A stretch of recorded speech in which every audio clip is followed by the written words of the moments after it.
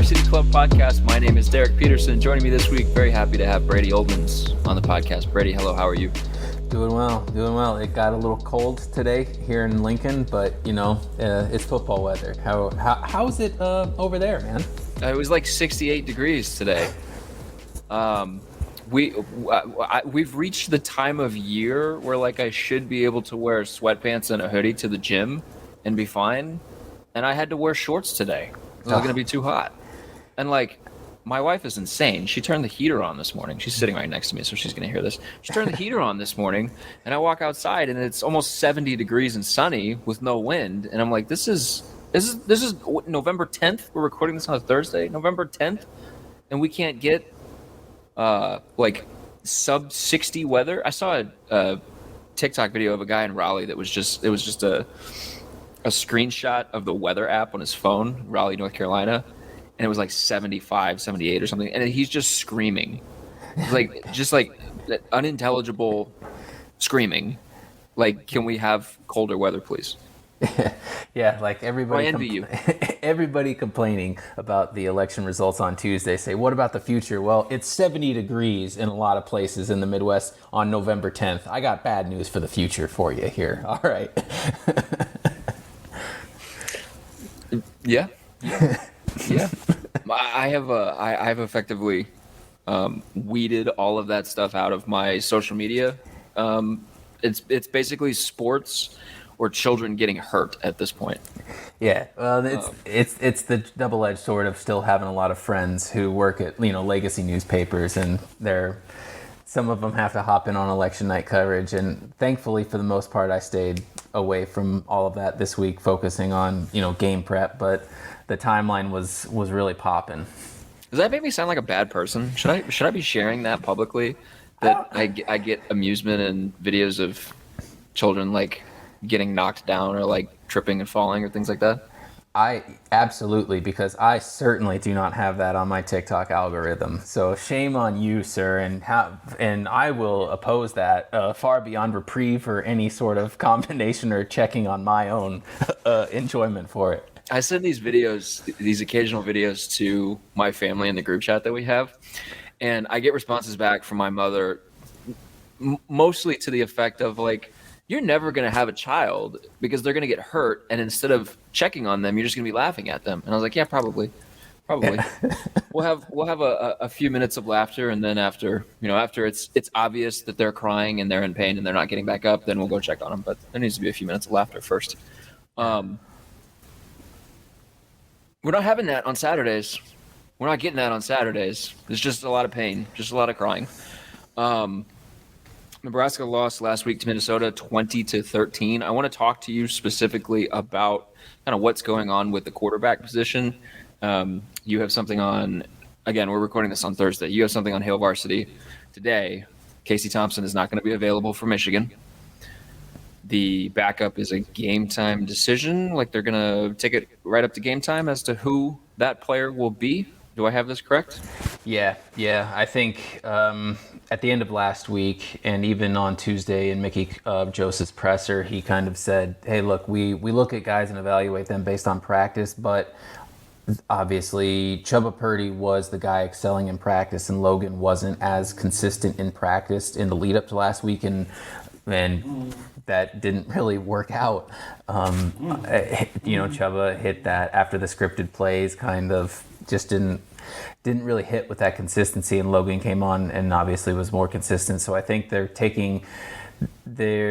looking at things during practice, but also Mickey said, yeah, we have to take the game performance into consideration, because you don't get graded on practice, you get graded on the games, and that's what matters. So right. I think they're waiting to see kind of how it goes. I think coaches were looking for that consistency out of Logan Smothers. He is the quote unquote gamer, guy that steps up his game come, spotlight time. But the spotlight's going to burn really bright for both of those guys on Saturday. So it's going to be really interesting to see who kind of rises up in the lead up to the game time and who they want to ride with out the gates. I mean, it becomes very interesting because, like, look, it's not going to be a good day.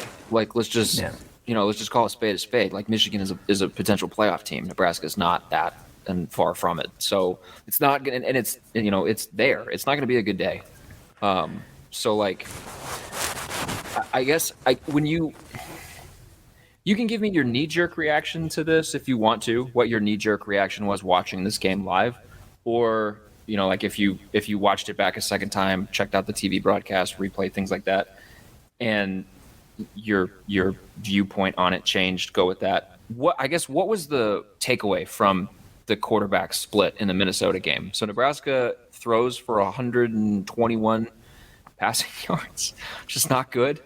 I got the stats out. Chubba Purdy goes 6 for 16 for 41 yards and an interception. Logan Smothers goes 5 for 10 for 80 yards. Logan obviously has the rushing element to his game. We know he's a speedster, but Chubba had 6 carries for 24 yards and a touchdown. That first score where he kind of peels off the side. I guess, what was your takeaway from the quarterback play? Was it, there's a definitive number 2 you go with if Casey Thompson isn't available, or was it one of those situations where you came away from this feeling like, yeah, I mean, I can understand why they haven't named a guy yet? I don't know. It's really difficult because like Chubba Purdy was dealing with his own injuries. When he came on for Casey in the Illinois game and stepped up, and it's just tough to. It's especially tough to just throw guys into a situation where like Mark Whipple, being in his first year as offensive coordinator, he has his system with a capital S, system. And it takes time. He's reiterated it takes time. And the statistics show it did take time to build, even when Kenny Pickett was the 3-year starter there and all of Whipple's 3 years there. Now, of course, it helps to have a Heisman candidate quarterback for 3 years to run with that system. So I kind of feel bad for Purdy and Smothers to be thrown into a situation like that when obviously the best way to get a jump start on that system is to give your number 1 guy the utmost amount of reps that you can. So, but you also know that it's football and injuries can happen. So you've got to allocate some of those reps as best you can. My main takeaway coming back was Chubba he looked good in the script, but when it came time to feeling the game out, he looked lost. They brought Logan in for that one drive to break things up, and his 3-and-out drive ended on a drop ball from Ollie Martin over the middle, and Nebraska receivers did have an issue with that. And I asked, I think it was Alante and who did I ask afterwards? I think it might have been Marcus. Does it look different coming out of Chubba's hands or Logan's hands versus how a ball looks different coming out of Casey's hands? Because there were kind of an uncharacteristic amount of drops in that game. He said, no, they deliver the same looking footballs. We have confidence that everyone can step up and do it. So based on game scenario, you've got to go with Logan because he performed much better than Chubba did. But also, at what point do you get guys reps knowing that they might be, building for next year or building for a future, even when because everything this year is kind of, up in the air.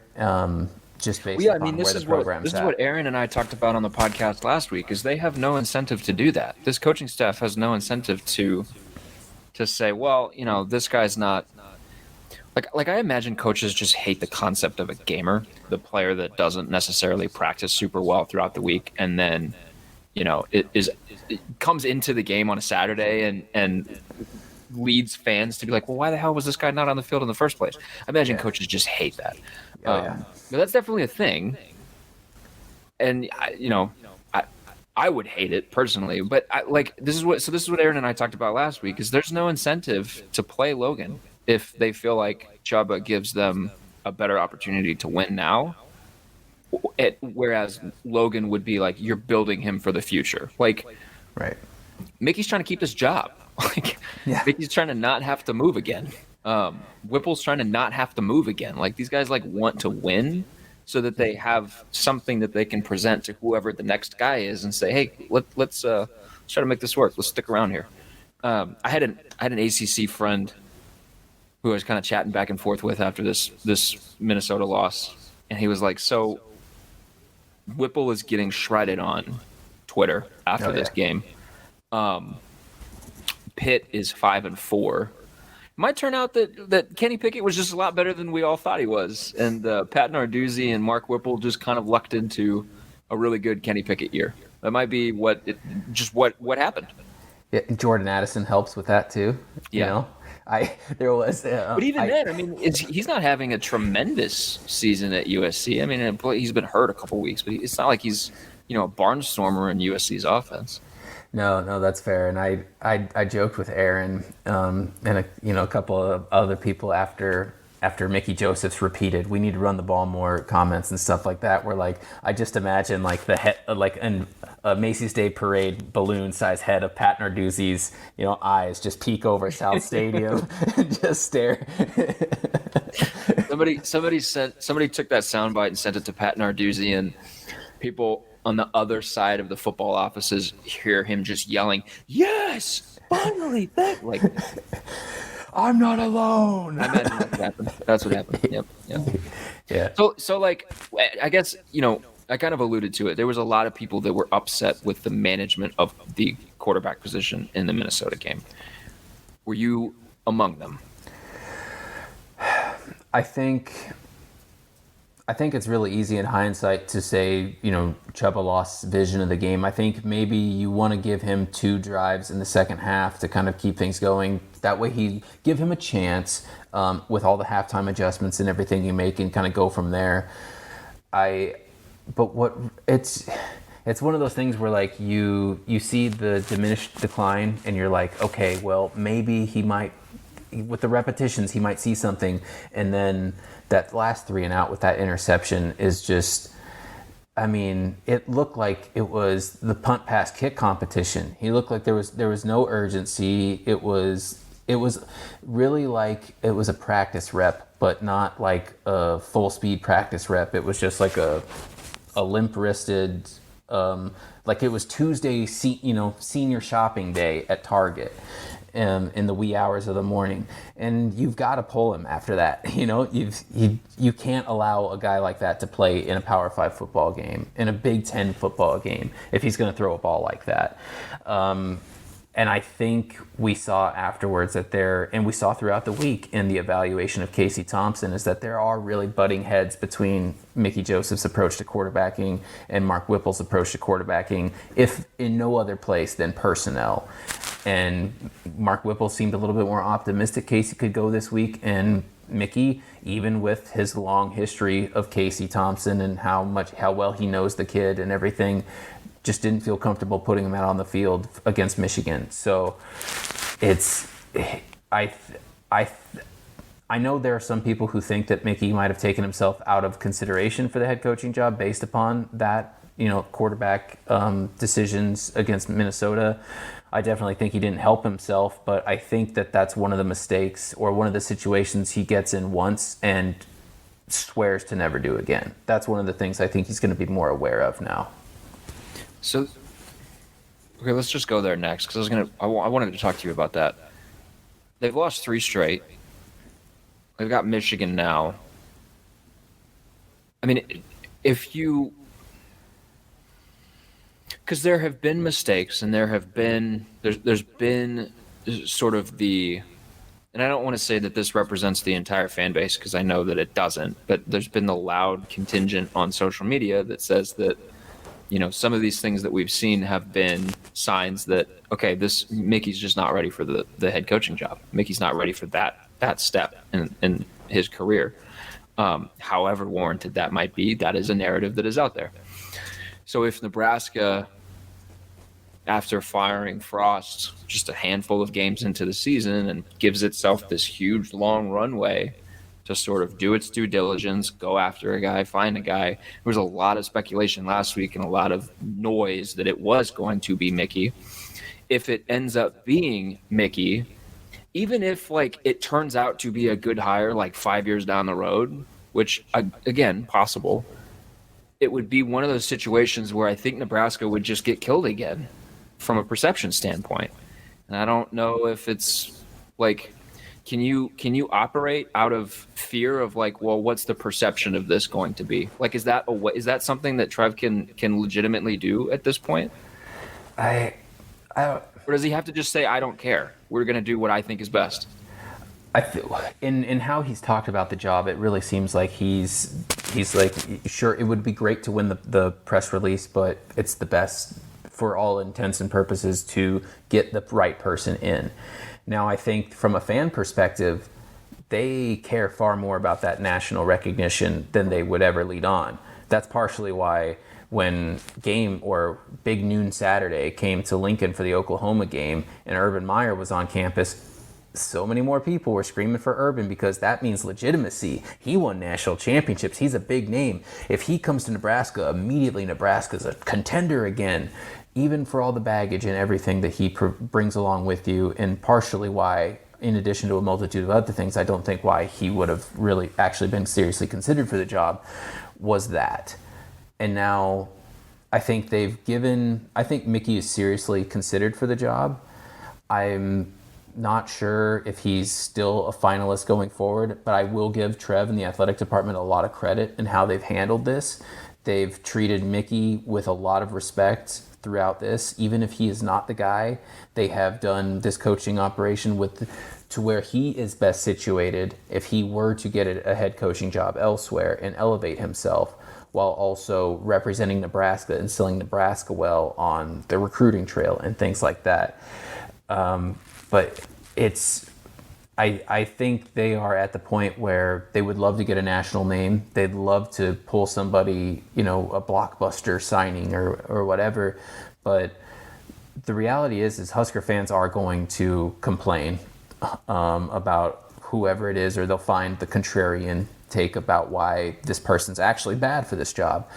But the best thing Mickey Joseph can do under his own control, as he has admitted he can't make them offer him the job, is to be invaluable. And he's definitely proven his value at the University of Nebraska in a lot of ways. And I give him a lot of leeway because he's done his best to work with the staff that he didn't choose there and do the best to see through this season. But I also just tend to think maybe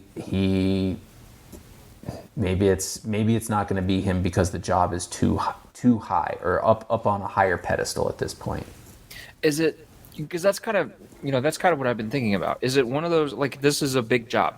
This is a big job. This is a big program. This is a blue blood school, regardless of what people want to tell you about what has happened recently. This is a blue blood program in college football. So if you're, there's an optics piece to this where if you go through an entire season or close to an entire season with an interim coach, presumably conducting a coaching search on the back end, and then you come out of that search and come out of that season and the season goes poorly, which it looks like, 3 straight losses, Michigan coming up, it looks like it's not going to be good. And you go ahead and just replace or take off the interim tag of the coach. Like, there's going to be a lot of people that are going to be upset with that. And, it's just one of those things where I think it gets really interesting, because I don't think that that's something that Nebraska should have to concern itself with, but it is because of the stature of the job. And you have to worry about optics. Now, I would say that there are a handful of people that they could hire who I don't think anybody would say anything bad about. Like, I bet if Trev Alberts came out tomorrow and said, we're hiring Dave Aranda, there would be universal cheering. Like, I don't think anybody would be annoyed by that. If he came out tomorrow and said, the job is Mickey's, it's his, I think there would be a real split in the fan base. Yeah. And it's one of those things where, like, with what happened with Frost and how high it began and how low it ended, it's just like a reminder that these things are just crapshoots. You just really don't know how a guy is going to turn out.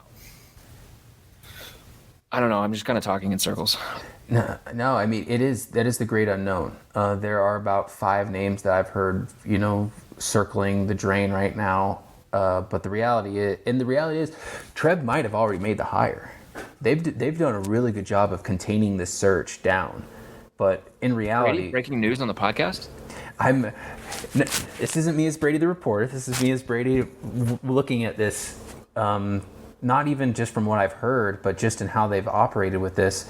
Again, to Trev Alberts' credit, they've really kept this thing tight and quiet, to where whoever, in all likelihood, it is an outside hire. Obviously it's not. If it's not Mickey Joseph, it will be a head coach who is likely coaching football right now, and you want to be you want to do the best for that coach and their current team and the university that they're at now, to keep it quiet until after the regular season, or even after the conference championship games, if they are playing for a conference championship.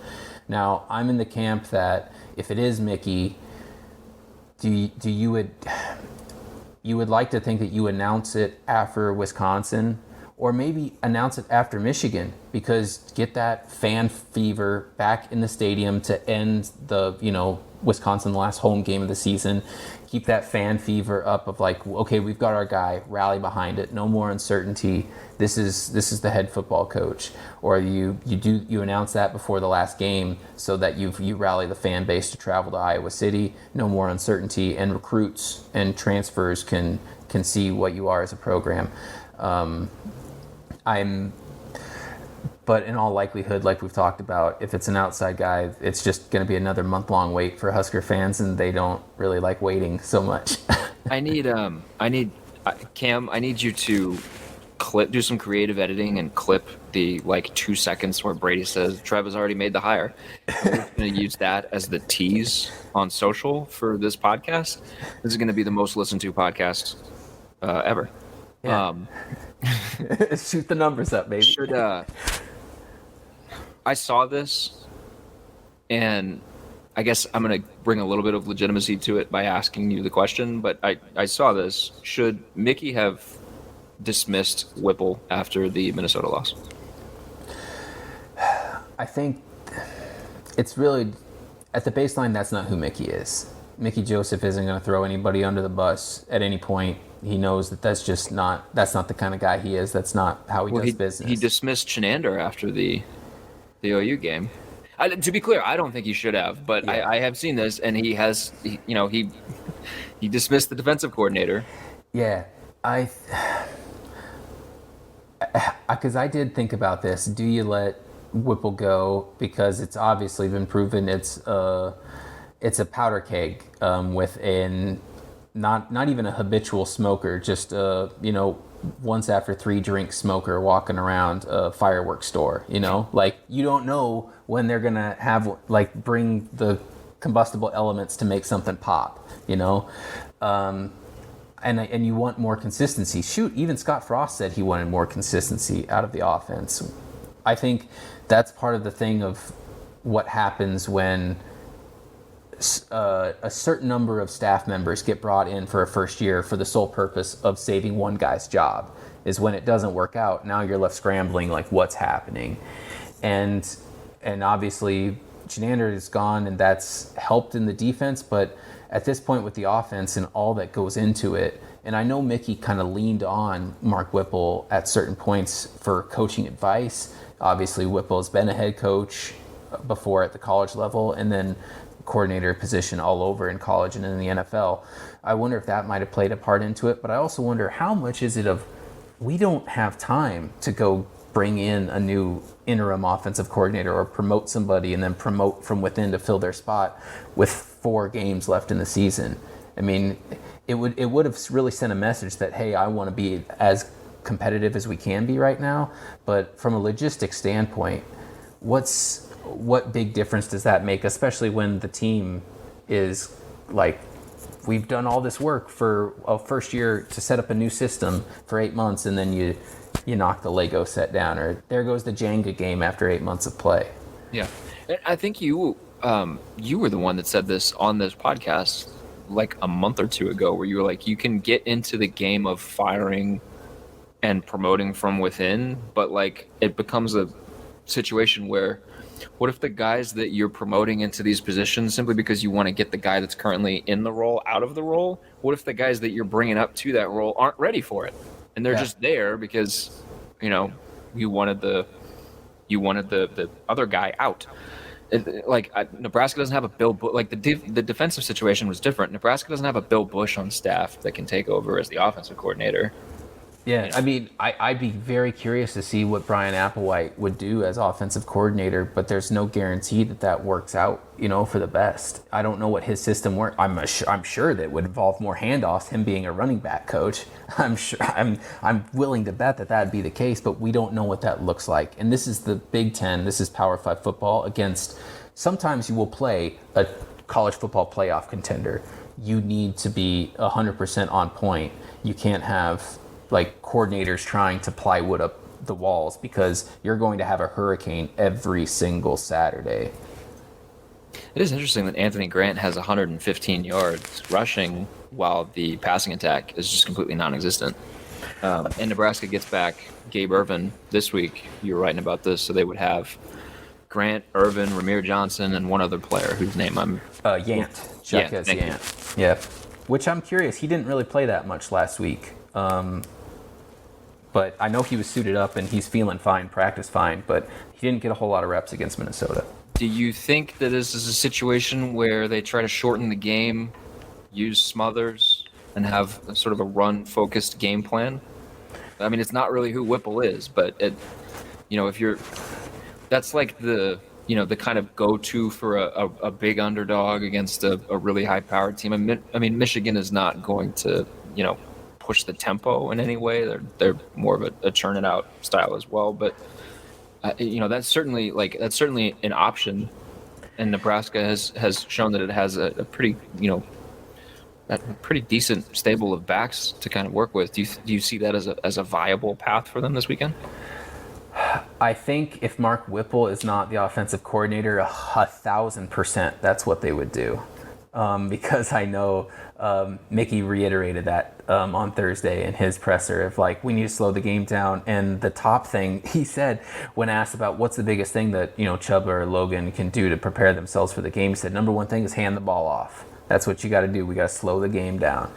And again, I tend to think he's steering those directions to an audience of one, because Mark Whipple again this week said, well, I mean, you can be physical, but the object is score more points. We got to score more points. And I look forward to 5 straight passes to open the game. I marveled at the thought of that fatherhood logic of what's can we go? We'll pull over when I say we'll pull over. Kind of thing. It just The cognitive dissonance between the two has been really fascinating, and it's been really interesting to see how they interact, which kind of, leads into where they come from different aspects on the quarterback situation. Is Casey healthy? Is it Logan? Is it Chuba? It's been really fascinating to watch. And it's funny because this is what we kind of keyed in on, and you and I talked about this before the season, is how the interplay between Frost's style and Whipple's style would sort of work. Would it not work? Would it mesh? Would it not? And then the Frost piece of it was kind of thrown out the door pretty quickly. But, Mickey's out here saying, hey, we got to hand the football off. And it's just not Whipple's MO. So, there's very clearly conversations that happen, in their game plan room where I would imagine that guys are going back and forth saying, hey, we should run the ball more. We should run it more.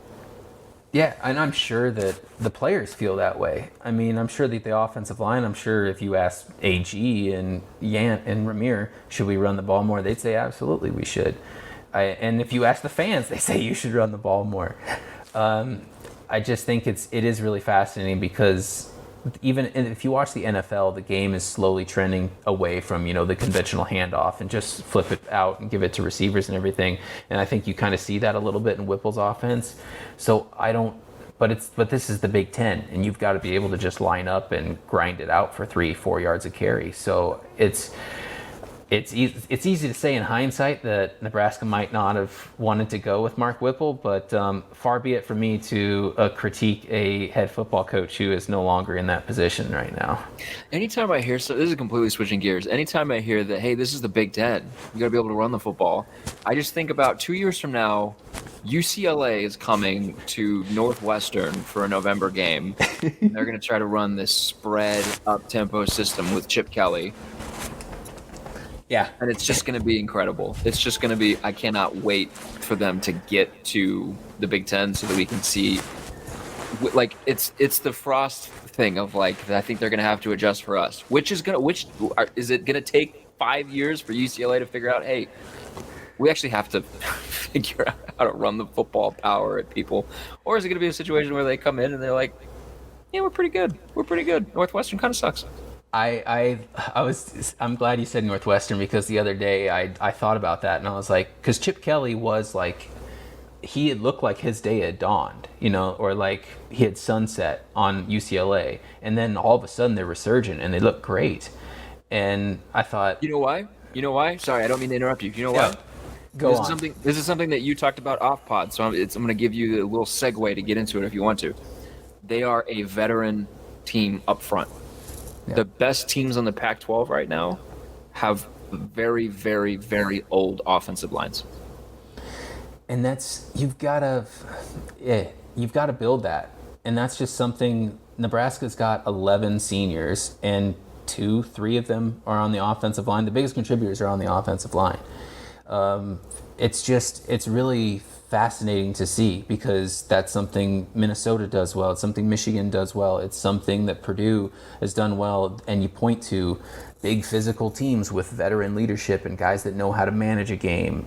And Mickey Joseph reiterated it in the Tuesday's press conference of, it goes back to recruiting. You've got to get recruits, sure, but keeping them in the system works. You've got to develop these kids. It does them really no good if you're not developing them and you just bring in somebody. I mean, crying out loud, look at O'Shawn Mathis. I thought that was a killer get in the portal, even to Casey to a certain extent, Marcus Washington, Anthony Grant was the top running back out of junior college, and Anthony Grant has looked great, but each one of them has looked great at points, but not filling the mold or not filling the reputation that was sold for them, because I think at a certain point that development stopped happening. You're here to win games now. And it's not investing in a system in multiple years in that system to build up and to coach up and get these guys, to fill that mold and that potential, that upside. And like Justin Jefferson wasn't that like highly touted of a recruit, but Mickey Joseph was on the recruiting trail and says, I can do something with this guy, or these guys got game. And now they're in the NFL tearing it up. You do that because you see the potential, you work with that kid, you sell the kid on the program, you sell the kid on the process, and you bring them in and you coach them up. Again, to Mickey Joseph's credit, he has shown he is invaluable to Nebraska because he's getting recruits like that. And this is just year one. Like, he's recruiting, 2024, 25, and inviting 26 kids into Nebraska to say, hey, look, come here, we're going to do this. I don't think that the previous coaching staff had that kind of long-term view, or even anything beyond a first immediate view, partially because I think when changes were made in January, it was because, well, I've got to at least coach well enough this year to save my job, and then we'll take care of next year. Mm-hmm. Yep. Yeah, unfortunately. Yep. There was a moment during last weekend's game where I'm watching Anthony Grant run, and I'm like, there just feels like another player that has been wasted. Another player that could have been. This is turning into a very I need Nebraska to start winning, or like I need Nebraska, because I would like to talk about some positive stuff. But I was just like it feels like another player that has just been like we could have gotten more out of this guy in his time in Nebraska. After the first, I think it was 4 games, or maybe it was even like after North Dakota, I remember like watching Anthony Graham from the press box and saying he moves like a surfer. Like the waves of the defense will come at him, but he doesn't fight it. He rolls with it. He uses his momentum to always move forward. It's like his hips are always moving forward, but his shoulders will kind of pivot around to wherever they need to be to lean forward to get that extra yardage or stay on his feet and move. He doesn't disrupt rhythm. He runs with it. He goes fluid in motion, and he's such a dangerous runner. So what's the best thing for him? bring in an offensive coordinator that throws it, 3 out of 4 downs. That's great. We'll do that.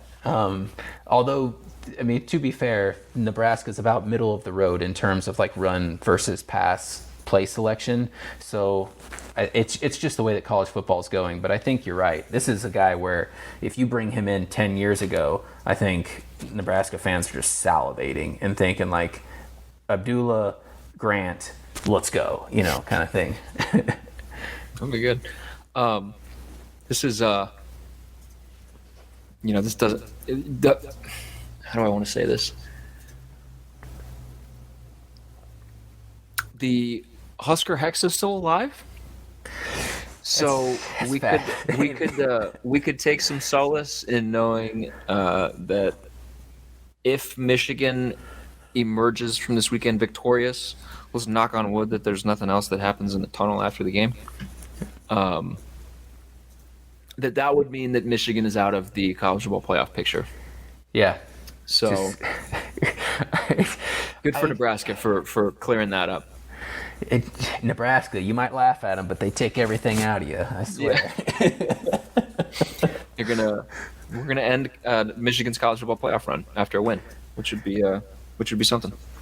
I think it's a fun, quirky thing, but I think it just underlines what an incredibly weird season this has been for Nebraska. I mean, like, it goes to show, like, granted, Nebraska doesn't really have any power over what happens to its opponents after they play, but it's just one of those oddities. Yes, they do. Yes, they do. Yeah. Tom Osborne's hitting the voodoo doll in his office. No, it's Little Red underneath the stadium in his little cage underneath the field. It's Little Red. Oh man, yeah. When you open up that door and you just see a dozen little red eyes just staring back at you. But I don't know. I'm also kind of. There's so many weird things and like the weird bad luck and the weird situations Nebraska put itself in over the last couple years. At a certain point, I almost chalk some of it up to just this is the penance Nebraska fans are paying for 3-4 decades of Husker football dominance, or one of the premier dynasties across 5 decades. This is your cross to bear now.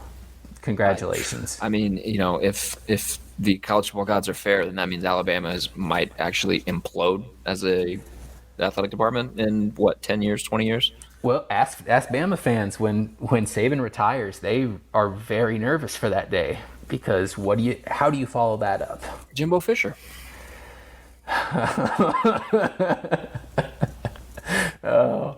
Oh man, at this point I would probably actually pay some of my hard-earned money to see a 5-win Alabama season just to see what that looks like. Because, I mean, I haven't looked at oil futures lately, but I know that it's looking a lot better for them. They'd still be ranked. They'd still be ranked. They'd be sitting there at number 24. Yeah, a fringe playoff team, just to see, because they're on the come up. You don't really know when they can just burst out and show you something. It is wild that after Alabama lost this past weekend, there was a sweeping narrative that, okay, Alabama's college football playoff hopes are done. No, they're not. No, they're not. Let's be real here. It's Alabama. If there's a 2-loss team that makes it into the college football playoff, because we haven't had a 2-loss team yet make it, if there was a team that's going to make it, it's going to be Alabama with Bryce Young. This is not a good football team, and they should not still be ranked in the top 10, but they are because of the name of the program.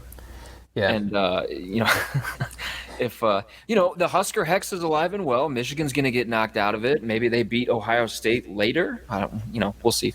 And knock Ohio State out of it. Like, Alabama's right there. Why not? Put Alabama in.